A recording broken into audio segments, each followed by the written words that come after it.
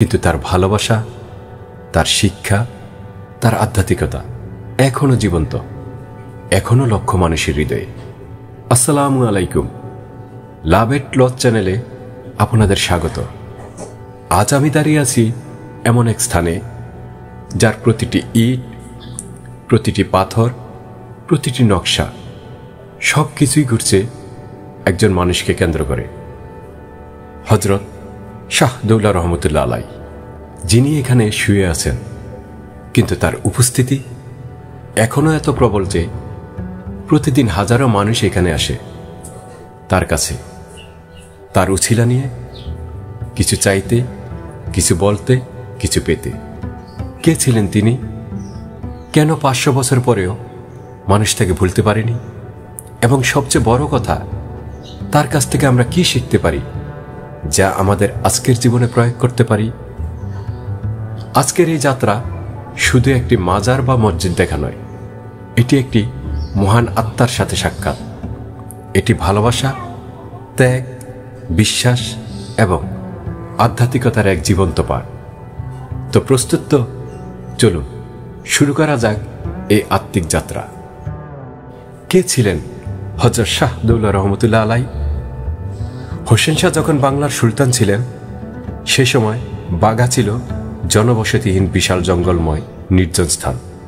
এমনকি সে সময়ের নথিতে বাঘা নামের জায়গার অস্তিত্বই খুঁজে পাওয়া যায়নি। 1500 সালে বাগদাদ থেকে হযরত শাহ দৌলা নামে একজন সাধক তার কয়েকজন শিষ্য নিয়ে এই জঙ্গলে বসতি স্থাপন করেন। হযরত শাহ দৌলা ছিলেন আরবের বিখ্যাত খলিফা হযরত হারুনুর রশিদের বংশধর। 1505 সালে এখানে আসেন হযরত শাহ দৌলার একমাত্র পুত্র শাহ আব্দুল হামিদ দানেশমন্দ রহমতুল্লাহ আলাই। ধীরে ধীরে এই দুইজন সাধকের কাছে মানুষের আনাগোনা বাড়তে থাকলে শুরু হয় জঙ্গল কেটে বাড়িঘর বানানোর কাজ। এখানে বাঘের আনাগোনা বেশি থাকায় জঙ্গলে গড়ে ওঠা জনবসতির নাম হয়ে যায় বাঘা। হযরত শাহ দৌলা রহমতুল্লাহ আলাই কেন এখানে এসেছিলেন? তিনি এসেছিলেন মানুষকে ভালোবাসা শেখাতে, মানুষকে ঈশ্বরের পথ দেখাতে, মানুষকে শান্তির পথ দেখাতে। তার জীবন ছিল সরল। তিনি কোনো রাজা ছিলেন না, কিন্তু তার হৃদয় ছিল রাজার চেয়েও বড়। তিনি দিতেন ভালোবাসা, সময়, শিক্ষা, দোয়া, আর মানুষ পেত শান্তি, আশা, বিশ্বাস। মানুষ তার কাছে আসতো নানা সমস্যা নিয়ে, কেউ অসুস্থ, কেউ দরিদ্র, কেউ হতাশ, আর তিনি সবাইকে শুনতেন, সবাইকে সান্ত্বনা দিতেন, সবার জন্য প্রার্থনা করতেন। কিন্তু তার সবচেয়ে বড় শিক্ষা ছিল ভালোবাসা। তিনি বলতেন, ঈশ্বরকে ভালোবাসো, মানুষকে ভালোবাসো, প্রকৃতিকে ভালোবাসো। ভালোবাসা ছাড়া কোনো ধর্ম নেই, কোনো মানবতা নেই। আর এই শিক্ষাই মানুষ গ্রহণ করল। হাজার হাজার মানুষ তার শিষ্য হল। শুধু মুসলিম নয়, হিন্দু, বৌদ্ধ, সব ধর্মের মানুষ। কারণ তিনি কখনো ধর্মের বিভাজন করেননি। তিনি দেখতেন শুধু মানুষ, যার কষ্ট আছে, যার আশা আছে, যার ভালোবাসা পাওয়ার অধিকার আছে। এবং যখন তিনি দুনিয়া থেকে বিদায় নিলেন, তখন মানুষ তাকে ভুলল না, বরং তার প্রতি ভালোবাসা আরও বেড়ে গেল। 500 বছর পরেও মানুষ আসে এখানে। কেন? কারণ শাহ দৌলা রহমতুল্লাহ আলাই শুধু একজন মানুষ ছিলেন না, তিনি ছিলেন একটি ধারণা। যে ধারণা বলে ভালোবাসা কখনো মরে না, যে ধারণা বলে ভালো কাজের প্রভাব চিরকাল থাকে, যে ধারণা বলে একজন মানুষও পৃথিবী বদলে দিতে পারে। আর আজ আমরা এখানে দাঁড়িয়ে আছি, তখন আমরা শুধু একটি মাজার দেখছি না, আমরা দেখছি এক মহান জীবনের প্রমাণ। আমরা দেখছি কিভাবে একজন মানুষের ভালোবাসা 500 বছর পরেও মানুষকে স্পর্শ করছে। এখন আমরা সেই স্থানের কাছে যেখানে হযরত শাহ দৌলা রহমতুল্লাহ আলাই এবং হযরত দানেশমন্দ রহমতুল্লাহ আলাই শুয়ে আছেন। এটি এক পবিত্র স্থান, যেখানে মানুষ আসে প্রার্থনা করতে, দোয়া চাইতে, শান্তি খুঁজতে। এখানে দৈনিক হাজার হাজার মানুষ আসেন। কেউ আসেন ফুল নিয়ে, কেউ চাদর নিয়ে, কেউ খালি হাতে, কিন্তু সবার হাতে আছে একটি জিনিস, বিশ্বাস। বিশ্বাস যে এখানে এসে তারা কিছু পাবে। কি পাবে? হয়তো সমাধান, হয়তো সান্ত্বনা, হয়তো শুধু একটু মানসিক শান্তি, কিন্তু তারা পায়, কারণ বিশ্বাস একটা শক্তিশালী জিনিস। মাজার নিয়ে অনেক মতভেদ আছে। কেউ বলে মৃত মানুষের কাছে কিছু চাওয়া ঠিক নয়, কেউ বলে এটা শিরক। কিন্তু জানেন কি, যারা এখানে আসে তারা আসলে মৃত মানুষের কাছে চায় না, তারা চায় ঈশ্বরের কাছে। তারা শুধু বিশ্বাস করে এই মহান আত্মার মাধ্যমে তাদের প্রার্থনা ঈশ্বরের কাছে পৌঁছায়। এটা অনেকটা এরকম, যখন আপনি কোনো প্রিয়জনের কবরে যান, তখন কি আপনি মৃত মানুষের সাথে কথা বলছেন, নাকি আপনি নিজের সাথে কথা বলছেন? আপনি আসলে স্মৃতিচারণ করছেন, ভালোবাসা প্রকাশ করছেন, শ্রদ্ধা জানাচ্ছেন। এই মাজারও তেমন। মানুষ এখানে আসে হযরত শাহদৌলা রহমতুল্লাহ আলাই এবং হযরত শাহ দানেশমন্দ রহমতুল্লাহ আলাইয়ের উপস্থিতিতে ঈশ্বরের কাছে প্রার্থনা করতে।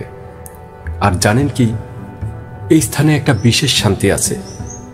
হয়তো এটা মনস্তাত্ত্বিক, হয়তো এটা আধ্যাত্মিক, কিন্তু যারা এখানে আসে তারা অনুভব করে, তারা বলে এখানে এসে মন হালকা হয়ে যায়, কষ্ট কমে যায়, আশা জাগে। এবং এটাই তো গুরুত্বপূর্ণ, তাই না? কোনো স্থান যদি মানুষকে শান্তি দেয়, আশা দেয়, বিশ্বাস দেয়, তাহলে সেই স্থান পবিত্র, সেই স্থান মূল্যবান। এই মাজারে এসে মানুষ কি করে? তারা প্রার্থনা করে, তারা দোয়া চায়।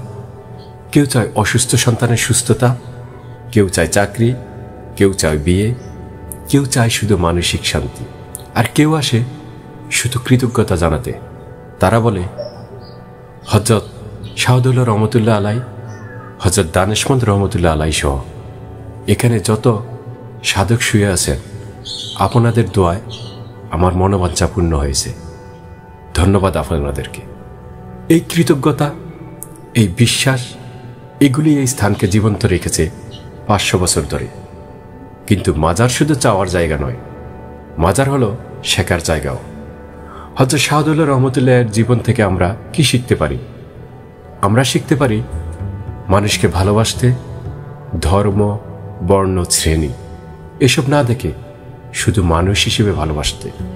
আমরা শিখতে পারি দিতে, যার যা আছে তা দিতে। হয়তো টাকা নেই, কিন্তু সময় দিতে পারেন। সময় নেই, কিন্তু হাসি দিতে পারেন।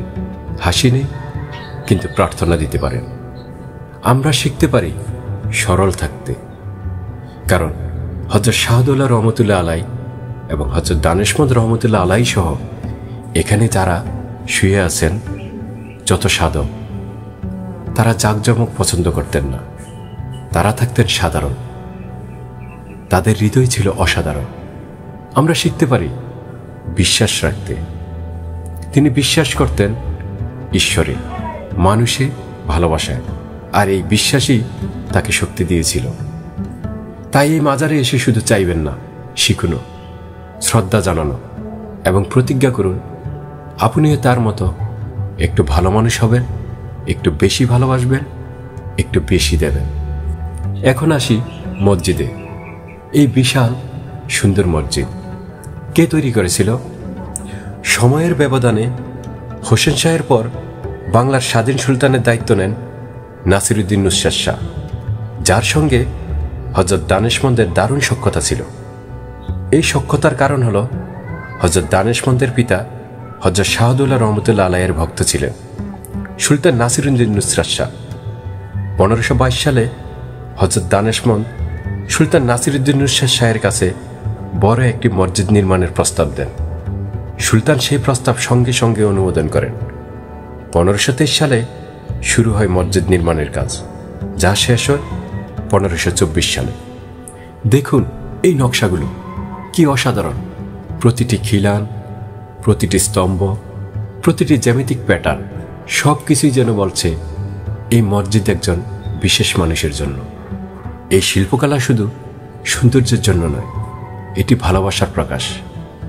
যারা এটি বানিয়েছিল তারা চেয়েছিল হযরত দানেশমন্দ রহমতুল্লাহের মতো একজন মহান আত্মার জন্য কিছু সুন্দর তৈরি করতে। তারা সফল হয়েছে। 500 বছর পরেও যখন আমরা এই মসজিদ দেখি, তখন মুগ্ধ হয়ে যাই। মনে হয় সত্যি এটি একটি বিশেষ স্থান। এই মসজিদ শুধু প্রার্থনার জায়গা নয়, এটি এক শিক্ষার জায়গা। প্রতিটি ইট বলছে ভালোবাসা দিয়ে যা তৈরি তা চিরকাল থাকে। প্রতিটি নকশা বলছে সুন্দর কিছু তৈরি করতে হলে সময়, ধৈর্য, নিষ্ঠা লাগে। আর সবচেয়ে বড় শিক্ষা, এই মসজিদ তৈরি হয়েছিল একজন মানুষের প্রতি ভালোবাসা থেকে। একজন মানুষ যিনি কোনো রাজা ছিলেন না, কিন্তু তিনি ছিলেন মহান। তার চরিত্র ছিল মহান, তার হৃদয় ছিল মহান। আর মানুষ তাকে ভালোবেসেছিল, এত ভালোবেসেছিল যে তার জন্য এই সুন্দর মসজিদ তৈরি করেছিল। এটা আমাদের একটা প্রশ্ন করতে বাধ্য করে, আমরা কি এমন জীবনযাপন করছি যার জন্য মানুষ আমাদের মনে রাখবে? আমরা কি এমন কিছু করছি যা মানুষের হৃদয়ে স্পর্শ করছে? হযরত শাহদৌলা রহমতুল্লাহ আলাই এবং হযরত দানেশমন্দ রহমতুল্লাহ আলাই রেখে গেছেন ভালোবাসার উত্তরাধিকার, মানবতার শিক্ষা, আর এটাই তাদের আসল সম্পদ। আমরা কি এমন কিছু রেখে যেতে পারি? হয়তো মসজিদ নয়, কিন্তু হয়তো কারো হৃদয়ে একটু ভালোবাসা, কারো জীবনে একটু আলো। এই মসজিদে এসে শুধু স্থাপত্য দেখবেন না, দেখবেন এর পেছনের ভালোবাসা, অনুভব করবেন এর গভীরতা এবং শিখবেন কিভাবে ভালোবাসা চিরকাল বেঁচে থাকে। 500 বছর ধরে এই স্থানে লক্ষ লক্ষ মানুষ এসেছে। প্রতিটি মানুষ নিয়ে এসেছে তাদের নিজস্ব গল্প, নিজস্ব কষ্ট, নিজস্ব আশা। কেউ এসেছে সন্তানহীন হয়ে, প্রার্থনা করেছে সন্তানের জন্য। কেউ এসেছে অসুস্থ হয়ে, চেয়েছে সুস্থতা। কেউ এসেছে হতাশ হয়ে, খুঁজেছে আশা, আর অনেকেই পেয়েছে। কেউ কেউ বলে হযরত শাহদৌলা রহমতুল্লাহ আলাই এবং হযরত দানেশমন্দ রহমতুল্লাহ আলাই সহ এখানে যত সাধক শুয়ে আছেন, ওনাদের দোয়ায় আমার সন্তান হয়েছে। কেউ বলে আমার অসুখ ভালো হয়েছে, কেউ বলে আমার জীবন বদলে গেছে। এগুলি কি সত্যি নাকি কাকতালি?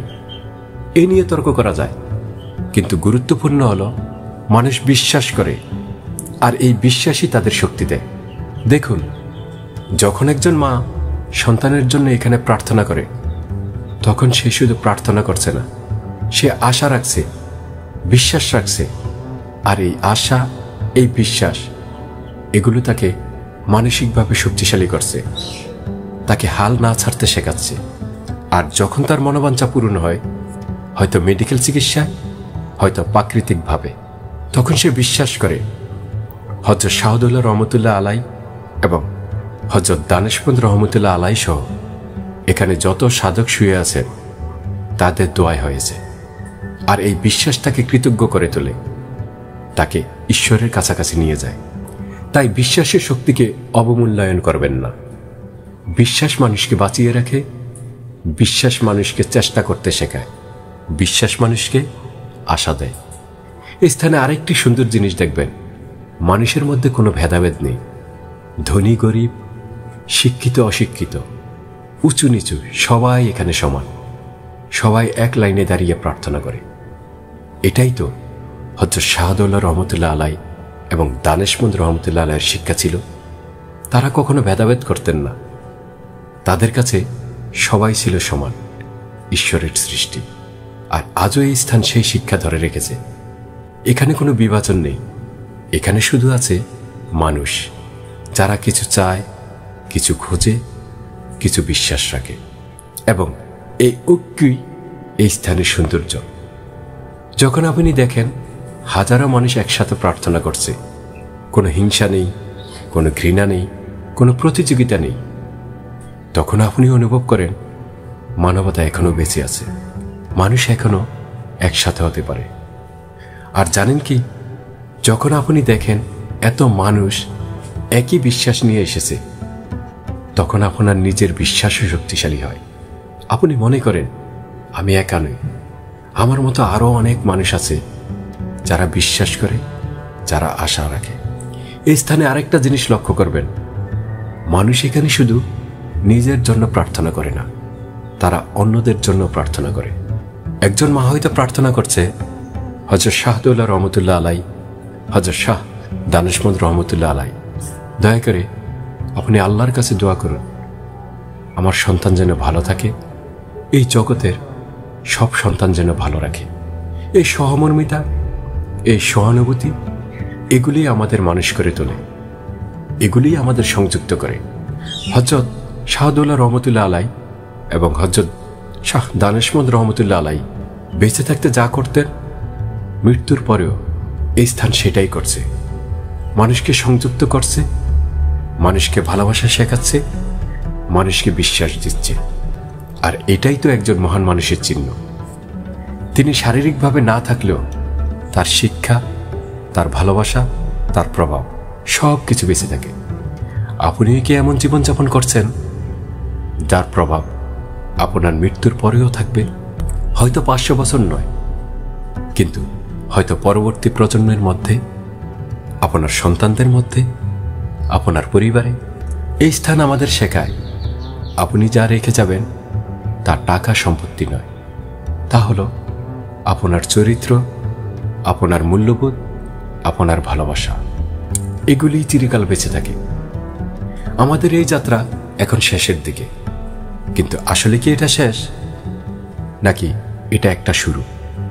আমরা আজ এখানে এসেছিলাম হযরত শাহদৌলা রহমতুল্লাহ আলাই এবং হযরত শাহ দানিশমন্দ রহমতুল্লাহ আলাইয়ের মাজার এবং বাগা শাহী মসজিদ দেখতে, কিন্তু আমরা যা পেলাম তা অনেক বেশি। আমরা পেলাম এক মহান জীবনের উদাহরণ। আমরা দেখলাম কিভাবে একজন মানুষ তার ভালোবাসা দিয়ে 500 বছর পরেও লক্ষ মানুষকে স্পর্শ করছে। এবং এখন যখন আমরা এখান থেকে ফিরব, আমরা কি একই মানুষ থাকব? আমি বিশ্বাস করি না, কারণ এমন স্থানে আসার পর মানুষ বদলে যায়। আপনি হয়তো এসেছিলেন বিশ্বাস হারিয়ে, কিন্তু এখন হয়তো একটু আশা জেগেছে। হয়তো মনে হচ্ছে, হ্যাঁ, ঈশ্বর আছেন, ভালোবাসা আছে, এখনো চেষ্টা করা যায়। আপনি হয়তো এসেছিলেন নিজেকে গুরুত্বহীন মনে করে, কিন্তু এখন হয়তো বুঝতে পারছেন একজন মানুষও পার্থক্য তৈরি করতে পারে। হযরত শাহদৌলা রহমতুল্লাহ আলাই এবং হযরত শাহ দিনেশমন্দ রহমতুল্লাহ আলাই একজন মানুষ ছিলেন, কিন্তু তিনি কত মানুষের জীবন বদলে দিয়েছেন। আপনি হয়তো এসেছিলেন একা অনুভব করে, কিন্তু এখন হয়তো বুঝতে পারছেন আপনি একা নন। লক্ষ মানুষ আপনার মতোই খুঁজছে, বিশ্বাস করছে, আশা রাখছে। হযরত শাহদৌলা রহমতুল্লাহ আলাই এবং হযরত দিনেশমন্দ রহমতুল্লাহ আলাইয়ের জীবন থেকে আমরা কি শিখলাম? চলুন সংক্ষেপে বলি। প্রথমত, ভালোবাসুন সবাইকে শর্তহীনভাবে। ধর্ম, বর্ণ, শ্রেণী এসব দেখবেন না, শুধু দেখবেন মানুষ, আর মানুষকে ভালোবাসবেন। দ্বিতীয়ত, দিন, যা আছে তা দিন।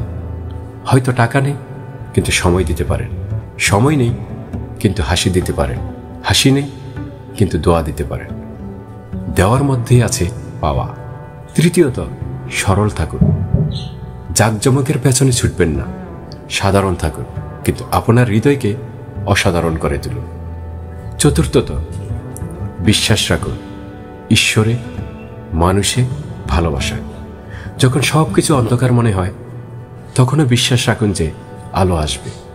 পঞ্চমত, এমন জীবনযাপন করুন যার প্রভাব থাকবে।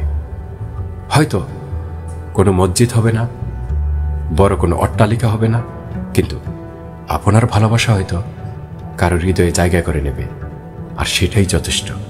হযরত শাহদৌলা রহমতুল্লাহ আলাই এবং হযরত শাহ দিনেশমন্দ রহমতুল্লাহ আলাই এখানে শুয়ে আছেন 500 বছর ধরে, কিন্তু তিনি মৃত নন। কারণ যতদিন মানুষ তাকে স্মরণ করবে, তার শিক্ষা পালন করবে, তার ভালোবাসা অনুভব করবে, ততদিন তিনি বেঁচে আছেন। আর এটাই তো অমরত্ব। শরীর মরে, কিন্তু আত্মা বেঁচে থাকে মানুষের স্মৃতিতে, মানুষের হৃদয়ে। আপনি কি এমন অমরত্ব চান? তাহলে শুরু করুন আজ থেকে। ভালোবাসুন, দিন, বিশ্বাস করুন। এই পবিত্র স্থানকে ধন্যবাদ, যা আমাদের এত কিছু শিখিয়েছে। হযরত শাহদৌলা রহমতুল্লাহ আলাই এবং হযরত দিনেশমন্দ রহমতুল্লাহ আলাই সহ এখানে যত সাধক আছেন, এর পবিত্র আত্মাকে সালাম যারা 500 বছর পরেও আমাদের পথ দেখাচ্ছেন। এই মসজিদকে ধন্যবাদ, যা ভালোবাসার এক জীবন্ত উদাহরণ। এবং সবচেয়ে বেশি ধন্যবাদ আপনাকে, যে এই পুরো যাত্রায় আমার সাথে ছিলেন, যে খোলা মন নিয়ে এসেছেন এবং কিছু নিয়ে ফিরছেন। আগামী সপ্তাহে আবার দেখা হবে লাভ এট লস চ্যানেলে আরেকটি যাত্রায়। ততদিন বিশ্বাস রাখুন, ভালোবাসুন, দিন, এবং মনে রাখবেন আপনি একজন শাহদৌলা রহমতুল্লাহ আলাই এবং হযরত শাহ দীনেশমন্ত রহমতুল্লাহ আলাই হতে পারেন। হয়তো 500 বছর পরে আপনার নামে কোনো মসজিদ হবে না, কিন্তু আপনার ভালোবাসা হয়তো কারো জীবন বদলে দেবে, আর সেটাই সবচেয়ে বড় সাফল্য। এই স্থানে যারা আসে তারা কেউ খালি হাতে ফেরে না, সবাই কিছু না কিছু নিয়ে যায়। হয়তো শান্তি, হয়তো আশা, হয়তো বিশ্বাস। আশা করি আপনিও কিছু নিয়ে যাচ্ছেন।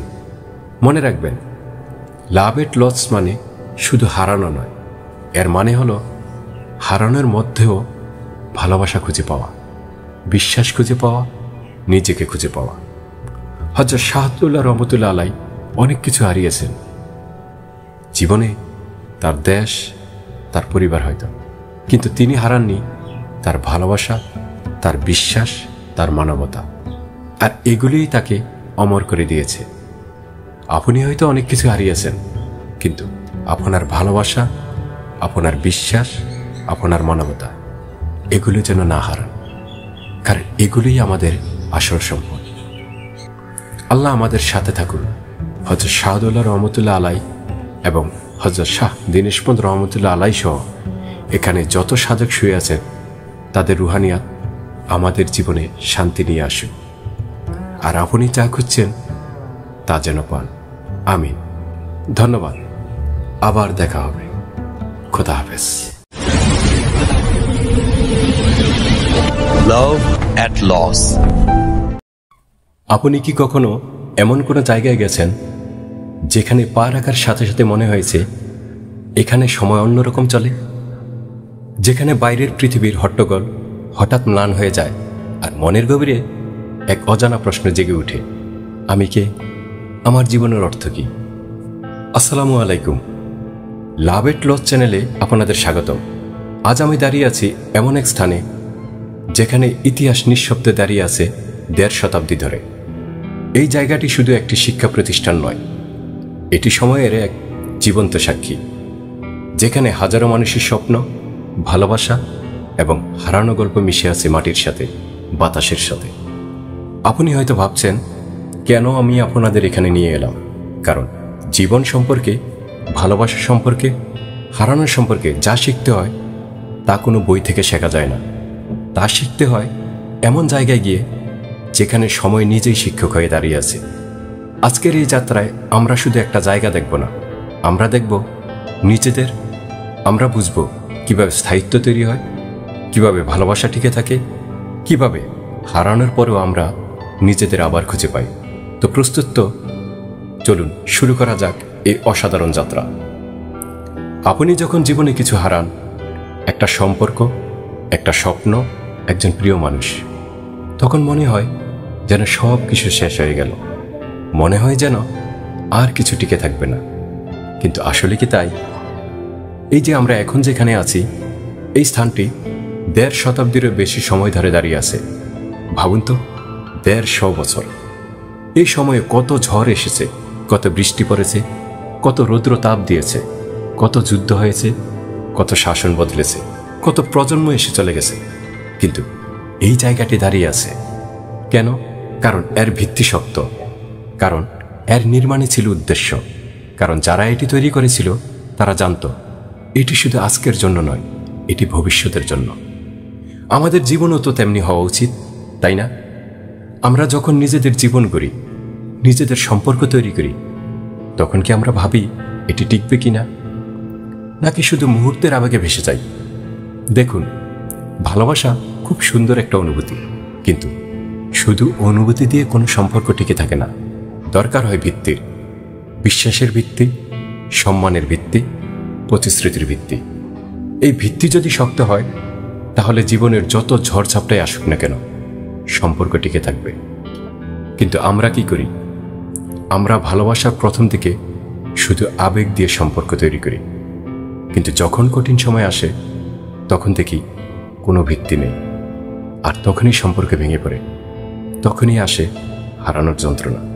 কিন্তু এখানে একটা প্রশ্ন, হারানো কি শেষ, নাকি এটি এক নতুন শুরুর সুযোগ? এই স্থানটি আমাদের শেখায় ভাঙা মানে শেষ নয়। দেখুন, এখানে কত জায়গায় সময়ের ছাপ পড়েছে, কোথাও একটু ফাটল, কোথাও একটু ক্ষয়, কিন্তু তাতে কি এই জায়গার মর্যাদা কমেছে? না, বরং এই ফাটলগুলি এর ইতিহাস, এর শক্তির প্রমাণ। কারণ এই ফাটল ধরেও এটি দাঁড়িয়ে আছে। আপনার জীবনেও তেমনি হতে পারে। হ্যাঁ, আপনি আঘাত পেয়েছেন, আপনার হৃদয়ে ফাটল ধরেছে, কিন্তু এই ফাটল আপনার দুর্বলতা নয়, এটি আপনার অভিজ্ঞতা, আপনার শক্তির প্রমাণ। কারণ এই ফাটল নিয়েও আপনি দাঁড়িয়ে আছেন, বেঁচে আছেন, এগিয়ে যাচ্ছেন। স্থায়িত্ব কখনো নিখুঁত হওয়া নয়, স্থায়িত্ব হলো ভাঙার পরেও দাঁড়িয়ে থাকা, কষ্ট পাওয়ার পরেও এগিয়ে যাওয়া, হারানোর পরেও বিশ্বাস রাখা যে আবার পাওয়া যাবে। এই পাঠটি মনে রাখুন।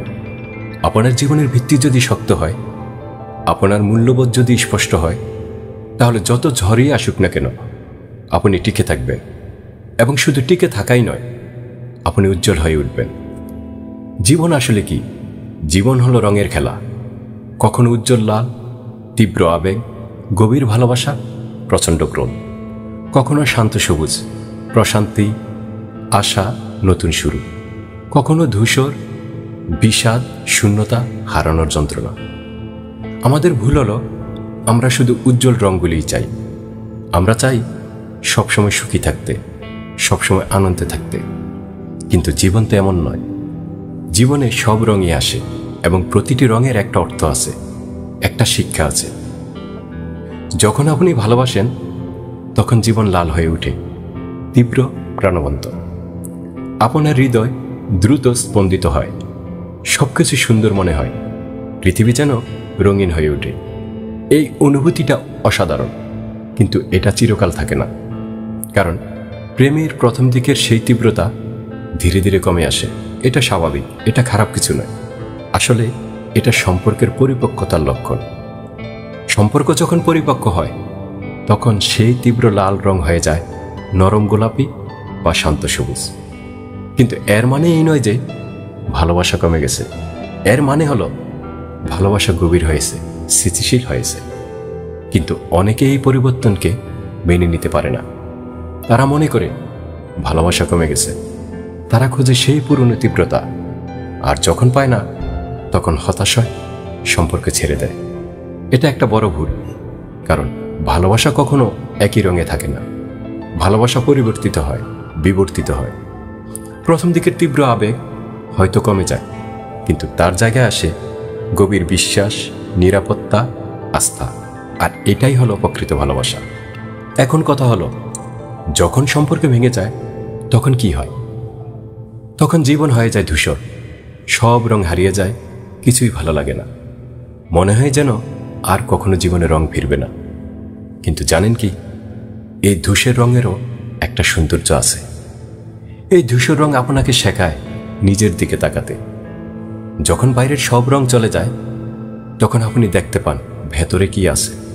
আপনি বুঝতে পারেন আপনার আসল রং কি, আপনার নিজস্ব পরিচয় কি। এবং এই আত্ম আবিষ্কারের পর ধীরে ধীরে আবার রং ফিরে আসে।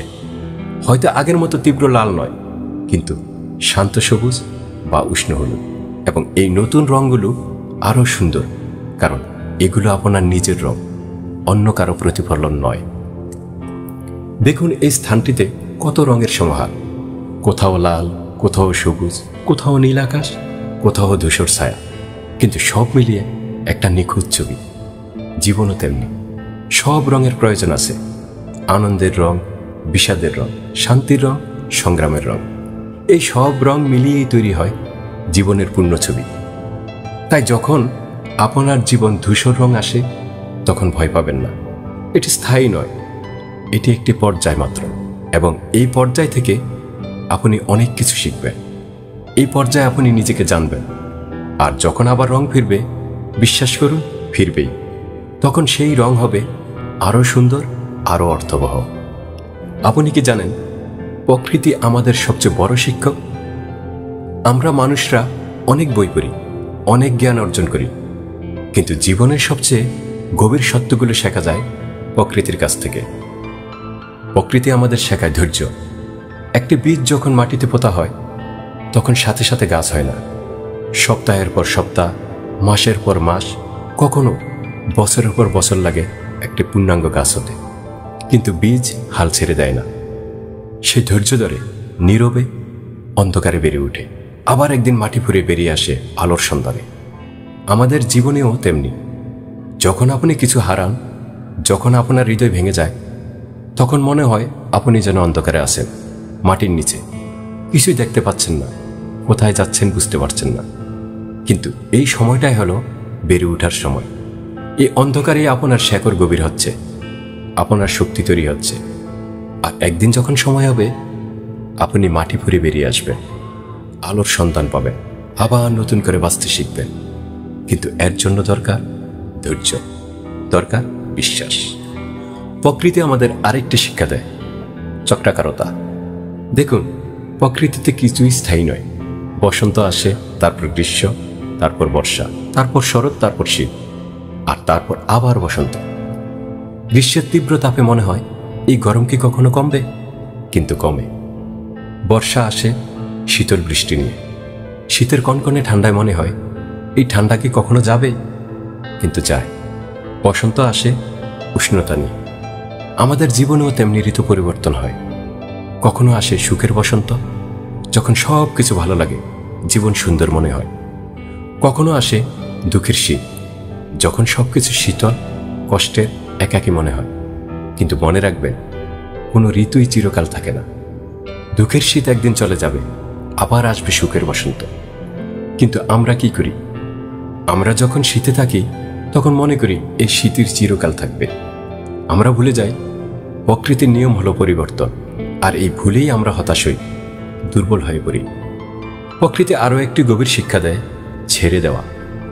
শরতে যখন পাতা ঝরে তখন গাছ কি কাঁদে? গাছ কি আঁকড়ে ধরে রাখে সেই পুরনো পাতাগুলো? না, গাছ জানে পুরনো পাতা ছাড়লেই নতুন পাতা আসবে। তাই সে ছেড়ে দেয়, নিঃশব্দে, বিনা প্রতিবাদে। আমাদের এই শিক্ষা নিতে হবে, যা চলে গেছে, যা হারিয়েছেন, তাকে ছেড়ে দিতে হবে। আঁকড়ে ধরে রাখলে নতুন কিছু আসতে পারবে না। পুরনো পাতা ঝরে যেতে দিন। বিশ্বাস রাখুন, বসন্তে নতুন পাতা আসবে, আরও সবুজ, আরও সতেজ। আরেকটা শিক্ষা, সহাবস্থান। প্রকৃতিতে দেখুন, সব কিছু একসাথে থাকে। বড় গাছ আর ছোট গাছ, ফুল আর কাঁটা, আলো আর ছায়া। কেউ কাউকে বাদ দেয় না, সবাই মিলে একটা ভারসাম্য তৈরি করে। আমাদের জীবনেও তেমনি। সুখ আর দুঃখ, ভালোবাসা আর হারানো, আনন্দ আর বেদনা, সব কিছুর সহাবস্থান দরকার। যদি সুখী থাকতো তাহলে আমরা সুখের মূল্য বুঝতাম না। যদি শুধু আনন্দই থাকতো তাহলে আনন্দ সাধারণ হয়ে যেত। দুঃখ আমাদের শেখায় সুখের মূল্য, হারানোই আমাদের শেখায় পাওয়ার কৃতজ্ঞতা, বেদনাই আমাদের শেখায় আনন্দের উপভোগ। তাই জীবনের সব অনুভূতিকে স্বাগত জানান, সুখকেও, দুঃখকেও, আনন্দকেও, বেদনাকেও। কারণ প্রতিটি অনুভূতি আপনাকে কিছু শেখাতে এসেছে। প্রতিটি অভিজ্ঞতাই আপনাকে আরো পূর্ণ করে তুলেছে। প্রকৃতি যেমন তার রূপেই সুন্দর, বসন্তের ফুলেও, শরতের ঝরা পাতায়ও, গ্রীষ্মের তাপেও, শীতের কুয়াশাও, তেমনি আপনার জীবনও সুন্দর হতে পারে সব অবস্থায়, যদি আপনি প্রতিটি মুহূর্তকে গ্রহণ করেন, প্রতিটি অনুভূতিকে সম্মান করেন। আমরা এমন এক যুগে বাস করি যেখানে চারপাশে সবসময় শব্দ, মোবাইলে বিপ, টিভিতে আওয়াজ, রাস্তার গাড়ির হর্ন, মানুষের কথাবার্তা। চুপ থাকার সুযোগ নেই, নীরবতার জায়গাই নেই। কিন্তু জানেন কি, আমাদের সবচেয়ে বেশি দরকার এই নীরবতার। কারণ নীরবতার মধ্যেই আমরা নিজেদের কণ্ঠস্বর শুনতে পাই। নীরবতার মধ্যেই আমরা বুঝতে পারি আমরা সত্যিই কি চাই, কি অনুভব করছি। যখন আপনি একটা সম্পর্ক হারান তখন সবাই আপনাকে পরামর্শ দেয়। কেউ বলে ভুলে যাও, কেউ বলে আবার চেষ্টা করো, কেউ বলে এগিয়ে যাও। কিন্তু সবচেয়ে গুরুত্বপূর্ণ পরামর্শটা আসে আপনার নিজের ভেতর থেকে। আর সেই পরামর্শ শুনতে হলে দরকার নীরবতা। নীরবতা মানে এই নয় যে কোনো শব্দ নেই। নীরবতা মানে হলো মনের শান্তি। নীরবতা মানে হলো এমন এক অবস্থা যেখানে বাইরের কোলাহল আর আপনার ভেতরে প্রবেশ করতে পারে না, যেখানে আপনি নিজের সাথে, শুধু নিজের সাথে। এই নীরবতার মধ্যে আপনি কি পাবেন? আপনি পাবেন স্পষ্টতা, যেখানে প্রশ্নগুলোর উত্তর আপনি খুঁজছিলেন, যেগুলো হঠাৎ পরিষ্কার হয়ে যাবে। যে সিদ্ধান্ত নিতে পারছিলেন না, সেগুলো সহজ হয়ে যাবে। কারণ নীরবতায় মনের কুয়াশা কেটে যায়, স্বচ্ছতা আসে। নীরবতা আপনি বুঝবেন যাকে হারিয়েছেন তাকে নিয়ে আসলে কেমন অনুভব করছেন। আপনি কি সত্যিই তাকে ফিরে চান, নাকি শুধু একাকিত্বের ভয় থেকে ফিরে চাইছেন? আপনি কি সত্যিই ভালোবেসেছিলেন, নাকি অভ্যাসে পরিণত হয়েছিল সম্পর্কটা? এই কঠিন প্রশ্নগুলো মুখোমুখি হওয়া সহজ নয়, কিন্তু নীরবতা আপনাকে সেই সাহস দেয়। কারণ নীরবতা আপনি নিরাপদ। এখানে কেউ আপনাকে বিচার করছে না, কেউ আপনার দুর্বলতা দেখছে না। এখানে শুধু আপনি আর আপনার সত্য। আর জানেন কি, নীরবতার শুধু প্রশ্ন নয়, উত্তরও আসে। হয়তো সাথে সাথে না, কিন্তু ধীরে ধীরে। আপনি হঠাৎ বুঝবেন কি করতে হবে, কোন পথে যেতে হবে, কিভাবে নিজেকে সারাতে হবে। নীরবতা আরেকটি উপহার দেয়, গ্রহণযোগ্যতা। যখন আপনি নীরবে বসে থাকেন, কোনো প্রতিবাদ না করে, কোনো যুক্তি না দিয়ে, তখন ধীরে ধীরে মেনে নেওয়া সহজ হয়। মেনে নেওয়া হয় যে হ্যাঁ, এই সম্পর্কটি শেষ হয়ে গেছে। মেনে নেওয়া যে আমি কষ্ট পেয়েছি। মেনে নেওয়া যে আমাকে এগিয়ে যেতে হবে। এই গ্রহণযোগ্যতা এলেই শুরু হয় প্রকৃত নিরাময়। যতক্ষণ আপনি বাস্তবতাকে অস্বীকার করবেন, যুদ্ধ করবেন, ততক্ষণ আপনি আটকে থাকবেন। কিন্তু যখন মেনে নেবেন, তখন এগিয়ে যাওয়ার পথ খুলে যাবে। নীরবতা আমাদের আরও একটি জিনিস শেখায়, শোনা। আমরা সবাই কথা বলতে পছন্দ করি, নিজেদের মতো জানতে পছন্দ করি, কিন্তু শুনতে, শোনার ধৈর্য কয়জনের আছে? নীরবতা আপনি শুনতে পারবেন নিজের হৃদয়ের কথা, নিজের আত্মার কথা। আপনি শুনতে পারবেন সেই নীরব ডাক, যা আপনাকে বলছে আপনি কে, আপনার উদ্দেশ্য কি, আপনার পথ কোনটা। এবং যখন আপনি নিজের কথা শুনতে শিখবেন, তখন অন্যদের কথাও ভালোভাবে শুনতে পারবেন। তখন সম্পর্কগুলো গভীর হবে, বোঝাপড়া বাড়বে। কারণ শোনা হলো ভালোবাসার একটি ভাষা। যে সত্যিই শোনে, সে সত্যিই ভালোবাসে। তাই জীবনে নীরবতার জন্য জায়গা রাখুন। প্রতিদিন কিছু সময় বের করুন শুধু নীরবে বসে থাকার জন্য। মোবাইল বন্ধ করুন, টিভি বন্ধ করুন, শুধু বসে থাকুন। প্রথমে অস্বস্তি লাগবে, মনে অস্থির হবে, কিন্তু ধীরে ধীরে এই নীরবতায় হয়ে উঠবে আপনার সবচেয়ে প্রিয় সঙ্গী। কারণ নীরবতার মধ্যেই আছে শান্তি, নীরবতার মধ্যেই আছে শক্তি, নীরবতার মধ্যেই আছে সত্য। আমাদের এই যাত্রা এখন শেষের দিকে, কিন্তু আসলে কি এটা শেষ, নাকি এটা একটা শুরু? আমরা আজ এখানে এসেছিলাম একটা পুরনো জায়গা দেখতে, কিন্তু আমরা যা দেখলাম তা শুধু ইট পাথর নয়। আমরা দেখলাম স্থায়িত্বের পাঠ, আবেগের রং, প্রকৃতির শিক্ষা, নীরবতার শক্তি। আমরা দেখলাম নিজেদের। এবং এখন যখন আমরা এখান থেকে ফিরব, আমরা কি একই মানুষ থাকব? আমি মনে করি না। কারণ এমন যাত্রার পর মানুষ বদলে যায়। হয়তো বাইরে থেকে বোঝা যায় না, কিন্তু ভেতরে একটা পরিবর্তন আসে, একটা উপলব্ধি জন্ম নেয়।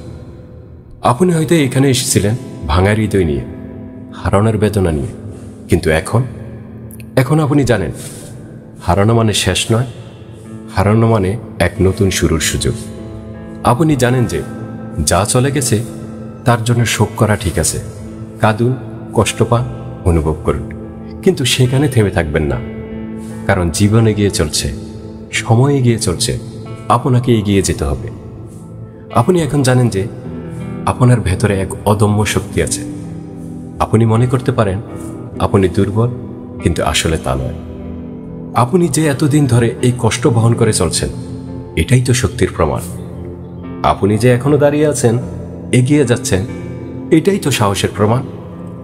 আপনি এখন জানেন যে জীবনে সব রঙের প্রয়োজন আছে, শুধু উজ্জ্বল রঙই নয়, ধূসর রঙেরও দরকার। শুধু সুখই নয়, দুঃখেরও মূল্য আছে। কারণ এই বৈচিত্র্যই জীবনকে পূর্ণ করে তোলে। আপনি এখন জানেন যে প্রকৃতির নিয়ম হলো পরিবর্তন। কোনো ঋতু চিরকাল থাকে না। এখন যদি শীত হয়, চিন্তা নেই, বসন্ত আসবে। এখন যদি অন্ধকার হয়, চিন্তা নেই, ভোর হবে। শুধু ধৈর্য রাখতে হবে, বিশ্বাস রাখতে হবে। আপনি এখন জানেন যে নীরবতার মধ্যে আছে উত্তর। যে প্রশ্নগুলো আপনাকে অস্থির করছে, তার উত্তর আপনার ভেতরেই আছে, শুধু নীরব হয়ে শুনতে হবে। এখন প্রশ্ন হলো, এই উপলব্ধি নিয়ে আপনি কি করবেন? আপনি কি ফিরে যাবেন এবং সব ভুলে যাবেন, নাকি এই শিক্ষাগুলো প্রয়োগ করবেন জীবনে? আমি আশা করি আপনি দ্বিতীয়টা বেছে নেবেন। আমি আশা করি আজকের এই যাত্রা আপনার জীবনে একটা পরিবর্তন আনবে। হয়তো আজ থেকে আপনি প্রতিদিন কিছু সময় নীরবে বসবেন। হয়তো আজ থেকে আপনি নিজের অনুভূতিগুলোকে আরও সম্মান করবেন। হয়তো আজ থেকে আপনি বুঝবেন যে হারানো কোনো পরাজয় নয়, বরং এক অভিজ্ঞতা যা আপনাকে শক্তিশালী করে তুলেছে। হয়তো আজ থেকে আপনি নিজের সাথে আরও সৎ হবেন, নিজের ভুলগুলো স্বীকার করবেন, নিজের দুর্বলতাগুলোও গ্রহণ করবেন। কারণ নিখুঁত হওয়ার দরকার নেই, দরকার শুধু সত্যিকারের হওয়ার।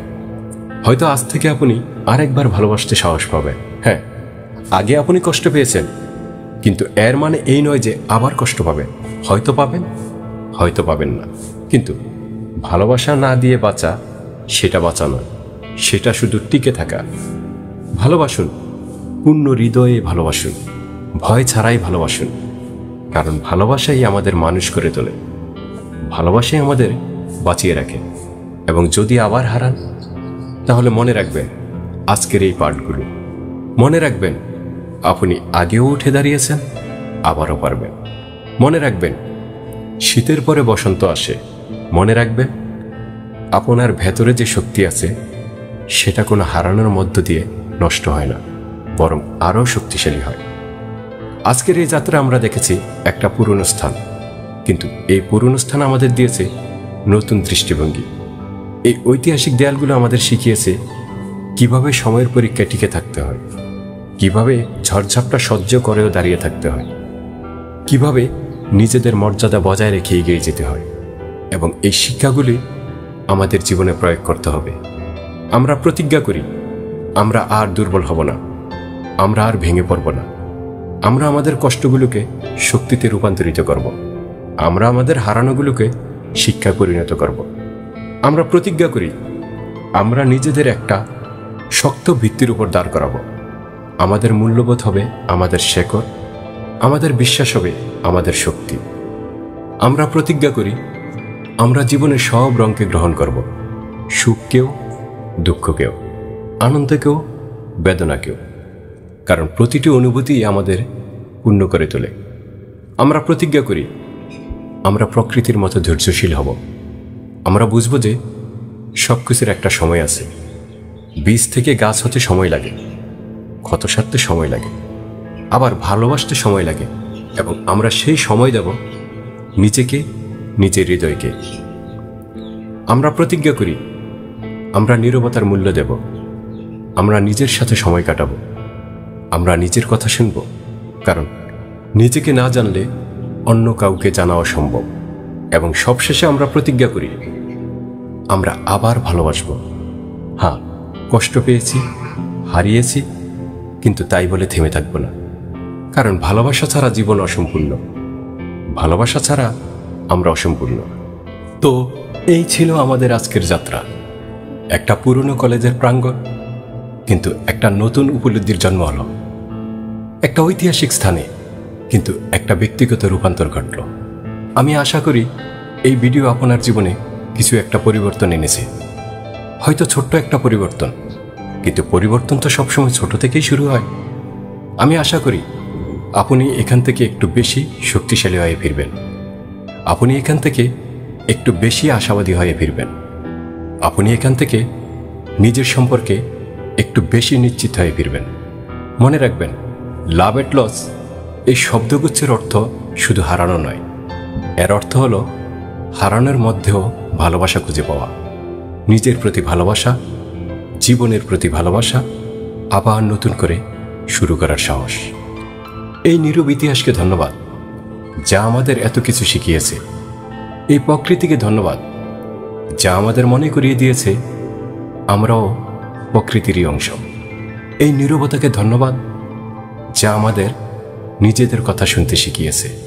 এবং সবচেয়ে বেশি ধন্যবাদ আপনাকে, যে এই পুরো যাত্রায় আমার সাথে ছিলেন, যে এই গভীর উপলব্ধিগুলো অনুভব করার চেষ্টা করেছেন, যে খোলা মন নিয়ে এসেছে এবং কিছু নিয়ে ফিরছেন। আগামী সপ্তাহে আবার দেখা হবে লাভ এট লস চ্যানেলে আরেকটি যাত্রায়। ততদিন নিজের যত্ন নিন, নিজেকে ভালোবাসুন, নিজের সাথে সবসময় কাটান, নিজের কথা শুনুন এবং সবসময় মনে রাখবেন আপনি একা নন। আমরা সবাই এই একই পথের যাত্রী। সবাই কোনো না কোনোভাবে হারিয়েছি, কষ্ট পেয়েছি, কিন্তু সবাই আবার উঠে দাঁড়িয়েছি, এগিয়ে গেছি। আপনিও পারবেন। আমি বিশ্বাস করি আপনার উপর। জীবন সুন্দর, হ্যাঁ কষ্ট আছে কিন্তু আনন্দও আছে, হারানো আছে কিন্তু পাওয়াও আছে, অন্ধকার আছে কিন্তু আলোও আছে, এবং এই দ্বন্দ্বের মধ্যেই লুকিয়ে আছে জীবনের আসল সৌন্দর্য। তাই বাঁচুন, পূর্ণভাবে বাঁচুন, ভয় ছাড়া বাঁচুন, ভালোবাসুন, হারান, আবার ভালোবাসুন, কারণ এটাই জীবন। ধন্যবাদ, আবার দেখা হবে। লাভ এট লস। এক সময় যাদের মধ্যে ছিল অসীম ঘনিষ্ঠতা, আজ তাদের মধ্যে মাইলের দূরত্ব। একই ঘরে থাকেন, একই বিছানায় ঘুমান, কিন্তু মনে যোজন যোজন দূরে। কথা হয় কিন্তু হৃদয়ের ভাষা হারিয়ে গেছে। স্পর্শ আছে কিন্তু অনুভূতি নেই। এই দূরত্ব কিভাবে তৈরি হয়? কেন দুজন মানুষ যারা একদিন একে অপর ছাড়া বাঁচতে পারত না, আজ একসাথে থেকেও আলাদা? আজ আমি এই যন্ত্রণাদায়ক সত্যের গভীরে যাব, যা হয়তো অনেক দম্পতির নীরব কষ্টের কারণ। দূরত্ব তৈরি হয় রাতারাতি নয়, এটি একটি ধীর প্রক্রিয়া, যা শুরু হয় ছোট ছোট অবহেলা থেকে। প্রথমে আপনি ব্যস্ত থাকেন অফিসের কাজে, স্ত্রী আপনার সাথে কিছু শেয়ার করতে চান, কিন্তু আপনি বলেন পরে বলো, এখন একটু ক্লান্ত। স্ত্রী একটু আদর চান, কিন্তু আপনি মোবাইলে ব্যস্ত। স্ত্রী একটা নতুন শাড়ি পরেছেন, কিন্তু আপনি খেয়াল করেননি। এই ছোট ছোট মুহূর্তগুলো মনে হয় কিছুই না, কিন্তু এগুলোই জমা থাকে। স্ত্রীও হয়তো ব্যস্ত, সংসার, রান্না, সন্তান, দেখাশোনা। তার সময় নেই স্বামীর জন্য। স্বামী অফিস থেকে ফিরে একটু মনোযোগ চান, কিন্তু স্ত্রী ব্যস্ত রান্না করে। স্বামী কিছু বলতে চান, কিন্তু স্ত্রী বলেন একটু পরে, এখন খাবার দিতে হবে। স্বামী হয়তো একটু হাসি চান, কিন্তু স্ত্রীর মুখে ক্লান্তির ছাপ। এভাবে দুজনেই ব্যস্ত, দুজনেই ক্লান্ত, দুজনেই একে অপরের জন্য সময় বের করছেন না। এই ছোট ছোট অবহেলাগুলো প্রথমে কিছু মনে হয় না, কিন্তু যখন এটা প্রতিদিন হতে থাকে, সপ্তাহের পর সপ্তাহ, মাসের পর মাস, তখন একটা দূরত্ব তৈরি হয়। দুজনেই অনুভব করেন আমার কোনো গুরুত্ব নেই, আমার কথা কেউ শোনে না, আমার অনুভূতির কোনো মূল্য নেই। এই অনুভূতি থেকেই জন্ম নেয় দূরত্বের প্রথম বীজ, আর এই বীজ ধীরে ধীরে বড় হতে থাকে। একদিন বিশাল গাছ হয়ে দুজনের মধ্যে দাঁড়িয়ে যায়। যোগাযোগের অভাব, নীরবতার বিষ। দূরত্ব তৈরির সবচেয়ে বড় কারণ হলো যোগাযোগের অভাব। বিয়ের শুরুতে আপনারা ঘন্টার পর ঘন্টা কথা বলতেন, সব শেয়ার করতেন, অফিসের গল্প, বন্ধুদের কথা, স্বপ্নের কথা, ভয়ের কথা। কিন্তু ধীরে ধীরে কথা কমে যায়। এখন কথা হয় শুধু প্রয়োজনীয় বিষয়ে। বাজার করতে হবে, বিল দিতে হবে, সন্তানের পড়া দেখতে হবে, কিন্তু মনের কথা সেটা আর বলা হয় না। স্বামী অফিসে কোনো সমস্যার মুখোমুখি হয়েছেন, কিন্তু স্ত্রীকে বলেন না, কারণ তিনি মনে করেন বলে কি হবে, স্ত্রী বুঝবে না। স্ত্রী হয়তো শাশুড়ির কোনো কথা কষ্ট পেয়েছেন, কিন্তু স্বামীকে বলেন না, কারণ তিনি জানেন বললে ঝগড়া হবে। স্বামীর হয়তো অফিসে প্রমোশন হয়েছে, কিন্তু স্ত্রীকে বলার আগেই বন্ধুদের বলে ফেলেছেন। স্ত্রীর হয়তো একটা স্বপ্ন ছিল, কিন্তু স্বামীর কাছে বলার সাহস পান না, কারণ তিনি জানেন স্বামী শুনবেন না। এভাবে ধীরে ধীরে দুজন দুটো আলাদা দ্বীপ হয়ে যান। তারা একসাথে থাকেন, কিন্তু একে অপরকে জানেন না। স্বামী জানেন না স্ত্রী কি ভাবছেন, কি চাইছেন, কি কষ্ট পাচ্ছেন। স্ত্রীও জানেন না স্বামীর মনের অবস্থা কি, তার চাপ কতটা, তার স্বপ্ন কি। এই না জানাটাই দূরত্ব তৈরি করে। যখন আপনি কাউকে জানেন না, তখন তাকে বোঝা হওয়া অসম্ভব। আর যখন বোঝা নেই তখন ভালোবাসাও থাকে না। যোগাযোগের অভাবে ভুল বুঝাবুঝি বাড়ে। স্বামী মনে করেন স্ত্রী আমাকে বোঝে না, স্ত্রী মনে করেন স্বামী আমার কথা শোনে না। দুজনেই মনে করেন আমি একা, দুজনেই মনে করেন আমার সঙ্গী আমাকে বোঝে না। কিন্তু আসলে কেউ কাকে বোঝার চেষ্টাই করছেন না, কারণ বোঝার জন্য শুনতে হয় আর শোনার জন্য সময় দিতে হয়। কিন্তু সময় কারণেই সবাই ব্যস্ত নিজের নিজের জগতে। প্রত্যাশা ও হতাশা দূরত্বের জ্বালানি। দূরত্ব তৈরির আরেকটি বড় কারণ হলো অপূর্ণ প্রত্যাশা। বিয়ের সময় আমরা অনেক প্রত্যাশা নিয়ে আসি। স্ত্রী প্রত্যাশা করেন স্বামী তাকে বুঝবেন, সময় দেবেন, রোমান্টিক হবেন, তার মতামতকে মূল্য দেবেন। স্বামী প্রত্যাশা করেন স্ত্রী তার যত্ন নেবেন, তাকে সম্মান করবেন, তার সিদ্ধান্তকে মেনে নেবেন, ঘর সুন্দর রাখবেন। কিন্তু বাস্তবে কারো প্রত্যাশাই পূরণ হয় না।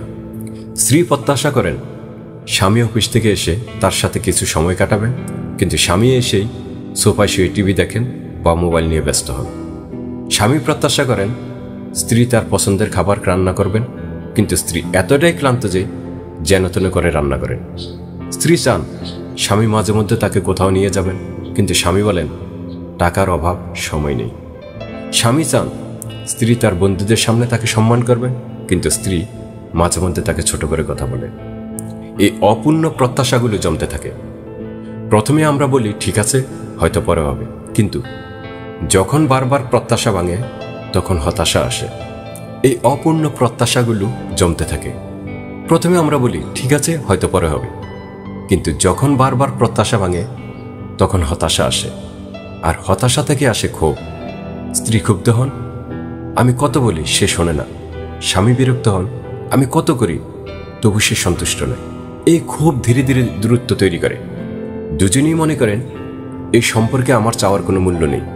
এই অনুভূতি মানুষকে সরিয়ে দেয় একে অপর থেকে।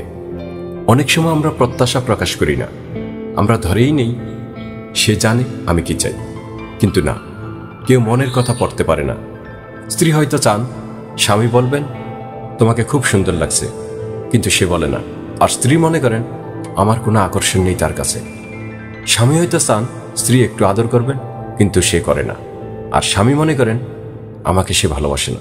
এভাবে অব্যক্ত প্রত্যাশা দূরত্ব তৈরি করে, কারণ দুজনেই হতাশ কিন্তু কেউ কিছু বলছে না। দায়িত্ব ও ভূমিকার চাপ। আমি বনাম আমরা। বিয়ের পর আমরা হয়ে যাই এক একটা ভূমিকা। স্ত্রী হয়ে যান গৃহিণী, মা, বউ। স্বামী হয়ে যান উপার্জনকারী, বাবা, জামাই।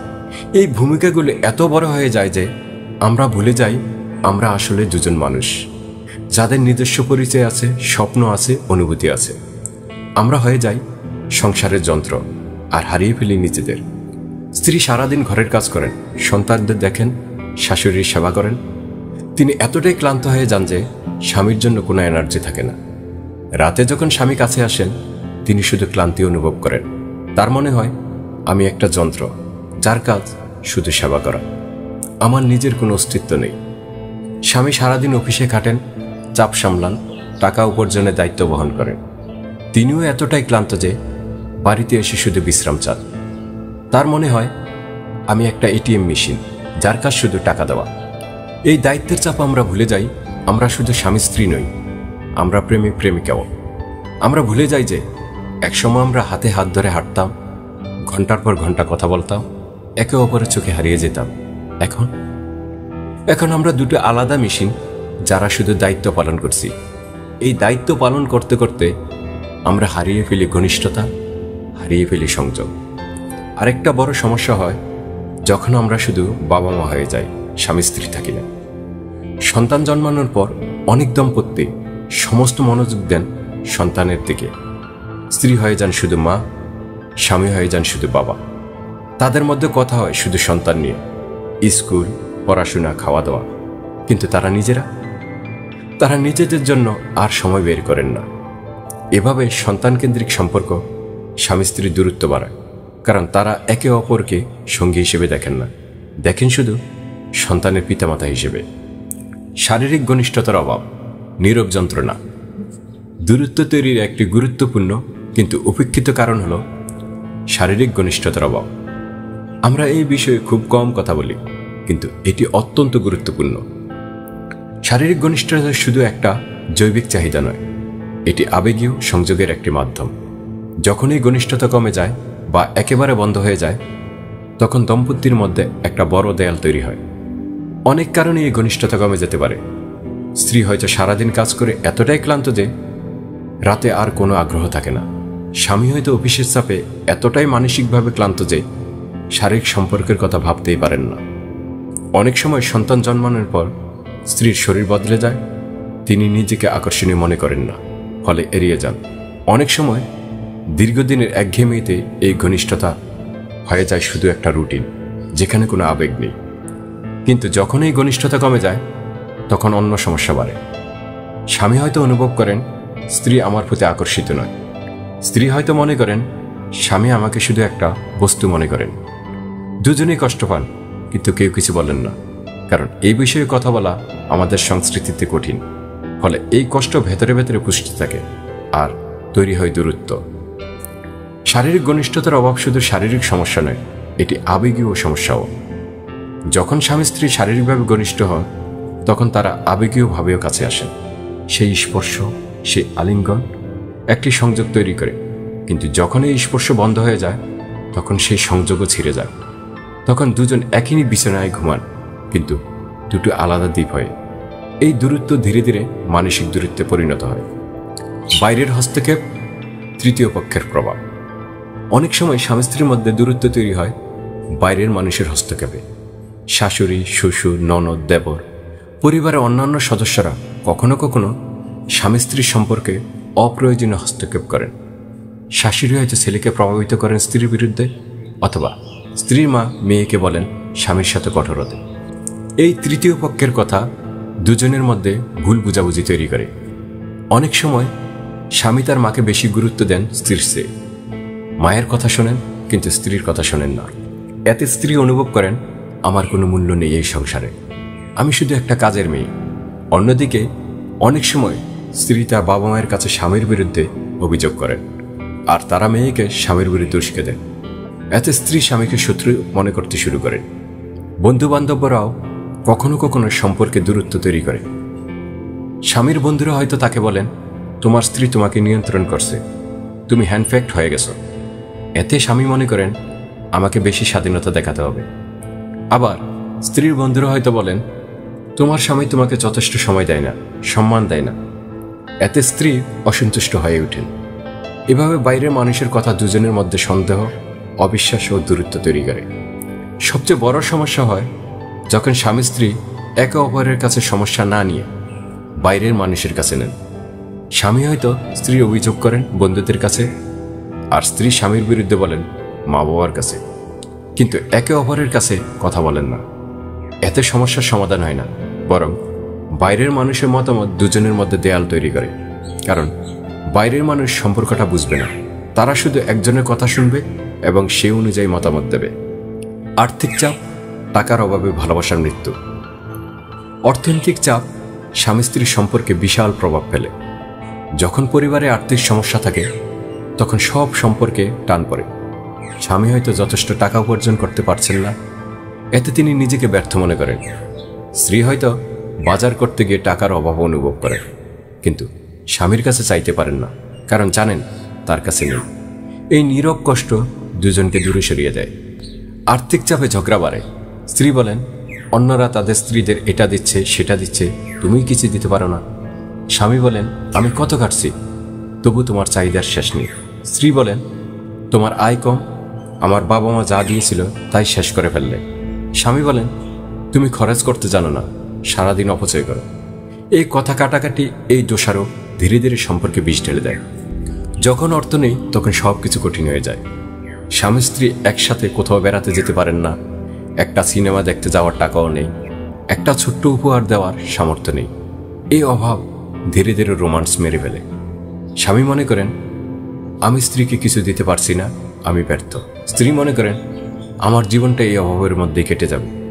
দুজনেই হতাশ, দুজনেই ক্লান্ত, দুজনেই একে অপরকে দোষারোপ করেন। কিন্তু সবচেয়ে ভয়ঙ্কর বিষয় হলো অর্থনৈতিক চাপ মানুষের মানসিক অবস্থা খারাপ করে। স্বামী অফিসে চাপে আছেন, বাড়িতেও চাপ। তিনি বিরক্ত থাকেন, ছোট ছোট বিষয়ে রেগে যান। স্ত্রীও সারাদিন অভাবের সাথে লড়াই করতে করতে ক্লান্ত, তিনিও খিটখিটে হয়ে যান। এভাবে আর্থিক চাপ দুজনকে মানসিকভাবে এত ক্লান্ত করে দেয় যে তারা একে অপরের জন্য কোনো ভালোবাসা, কোনো কোমলতা দেখাতে পারেন না। শুধু থাকে টেনশন, ঝগড়া, দোষারোপ। ব্যক্তিগত স্বাধীনতা বনাম সম্পর্কের বন্ধন। আরেকটি কারণে দূরত্ব তৈরি হয় যখন স্বামী বা স্ত্রী অতিরিক্ত স্বাধীনতা চান অথবা অতিরিক্ত নিয়ন্ত্রণ করতে চান, কিন্তু স্বামী মনে করেন বিয়ের পরও তাদের বিয়ের আগের মতো স্বাধীনতা থাকা উচিত। তারা রাত করে বন্ধুদের সাথে আড্ডা দেন, স্ত্রীকে জানান না কোথায় যাচ্ছেন, কখন ফিরবেন। স্ত্রী এত কষ্ট পান, অবহেলিত বোধ করেন। তিনি মনে করেন আমার কোনো গুরুত্ব নেই তার জীবনে। অন্যদিকে কিছু স্ত্রী বা স্বামী অতিরিক্ত নিয়ন্ত্রণ করতে চান। স্ত্রী হয়তো চান স্বামী সবসময় তার সাথে থাকুক, কোথাও যাওয়ার আগে অনুমতি নিক, সব কিছু শেয়ার করুক। স্বামী এত দম বন্ধ অনুভব করেন। স্ত্রী মনে করেন আমার কোনো স্বাধীনতা নেই, আমি যেন একটা খাঁচায় বন্দী। এভাবে একজন যখন অতিরিক্ত স্বাধীনতা চান, অন্যজন যখন অতিরিক্ত নিয়ন্ত্রণ চান, তখন দুজনের মধ্যে দূরত্ব বাড়ে। ভারসাম্য খুবই গুরুত্বপূর্ণ। বিয়ের পর আপনি পুরোপুরি স্বাধীন নন, কিন্তু পুরোপুরি বন্দীও নন। আপনার নিজের জীবন আছে, কিন্তু একটা যৌথ জীবনও আছে। স্বামীর বন্ধুদের সাথে সময় কাটানোর অধিকার আছে, কিন্তু পরিবার প্রতিও দায়িত্ব আছে। স্ত্রীর নিজের আগ্রহ আছে, শখ থাকতে পারে, কিন্তু সংসারের প্রতিও মনোযোগ দিতে হবে। কিন্তু অনেক দম্পতি এই ভারসাম্য খুঁজে পান না। ফলে একজন অবহেলিত বোধ করেন, অন্যজন শ্বাসরুদ্ধ বোধ করেন। আর এই অসাম্য দূরত্ব তৈরি করে। অনেক সময় দূরত্ব তৈরি হয় অতীতের ক্ষত থেকে। হয়তো একবার স্বামী স্ত্রীকে খুব কষ্ট দিয়েছিলেন, কোনো কথায়, কোনো আচরণে। স্ত্রী সেটা ক্ষমা করতে পারেননি। মুখে বলেন ক্ষমা করেছি, কিন্তু মনে মনে সেই কষ্ট জমা থাকে। প্রতিটা ছোট ঘটনায় সেই পুরনো ক্ষত আবার খুলে যায়। অথবা স্ত্রী একবার স্বামীকে গভীরভাবে আহত করেছিলেন, স্বামী সেটা ভুলতে পারেননি। তিনি মনে মনে সেই অপমান, সেই কষ্ট বয়ে বেড়ান। যখন আমরা অতীত ছাড়তে পারি না, তখন বর্তমান সম্পর্ক ভোগে। আমরা প্রতিটা ঘটনাকে দেখি অতীতের চশমা দিয়ে। স্বামী যখন দেরি করে ফেরেন, স্ত্রী মনে করেন আবার সেই আচরণ শুরু হলো। স্ত্রী যখন কোনো কথায় খটকা লাগেন, স্বামী মনে করেন এই তো আবার শুরু করলো। অতীত আমাদের বর্তমানকে বিষাক্ত করে দেয়। আমরা আর একে অপরকে বিশ্বাস করতে পারি না, সন্দেহ করতে শুরু করি। ক্ষমা করা অত্যন্ত কঠিন, কিন্তু অপরিহার্য। যদি আপনি অতীতের কষ্ট বয়ে বেড়ান, তাহলে সেই বোঝা আপনাকে ভারী করে দেবে এবং সম্পর্ককে এগিয়ে যেতে দেবে না। অতীত বদলানো যায় না, কিন্তু বর্তমান বদলানো যায়। যদি আপনার সঙ্গী সত্যিকারে অনুতপ্ত হন, বদলানোর চেষ্টা করছেন, তাহলে তাকে একটা সুযোগ দিতে হবে। অতীতকে টেনে ধরে রাখলে সম্পর্ক কখনো সামনে এগোতে পারবে না। ক্ষমা মানে ভুলে যাওয়া নয়, ক্ষমা মানে সেই কষ্টকে আর আপনার বর্তমানকে নিয়ন্ত্রণ করতে না দেওয়া। মোবাইল ও সোশ্যাল মিডিয়া, আধুনিক যুগের দূরত্ব। আধুনিক যুগে দূরত্ব তৈরি একটি নতুন কারণ হলো মোবাইল ও সোশ্যাল মিডিয়া। স্বামী স্ত্রী একসাথে বসে আছেন, কিন্তু দুজনেই মোবাইলে ব্যস্ত। স্বামী ফেসবুকে স্ক্রল করছেন, স্ত্রী ইনস্টাগ্রাম দেখছেন।